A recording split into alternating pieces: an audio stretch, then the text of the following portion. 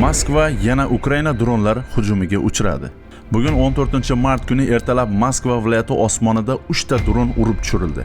Ikkitasi Balashixa ustida, bittasi esa Leninskiy tumanining Janubiy Bitsa mikrorayonida.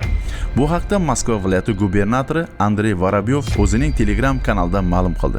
Vorobyovning so'zlariga ko'ra, Balashixa ustida urib tushirilgan dronlardan birining parchalari Izmailova mikrorayonidagi qurilish maydonchasiga Demin Luk ko'chasi hududida tushgan. Ikkinchi dron esa Железнодорожный mikrorayonida Svoboda ko'chasi yaqinida yo'q qilingan. Uchinchisi Janubiy Bitsa mikrorayonida urib tushirilgan bo'lib, uning parchalari hali foydalanishga topshirilmagan ko'p qavatli uyning binosiga tushgan. Dastlabki ma'lumotlarga ko'ra jabrlanganlar yo'q.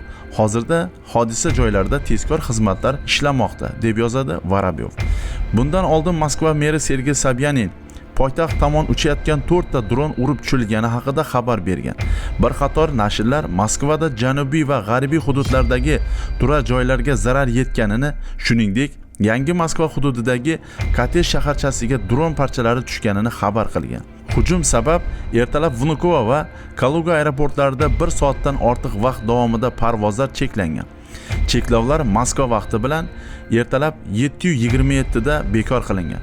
Shundan so'ng Kaluga viloyati gubernatori Vladislav Shapsha Abninsk shahri chekkasida yana bir dron urib tushirilgani haqida xabar bergan. Uning so'zlariga ko'ra, halok bo'lganlar va zarar ko'rganlar yo'q.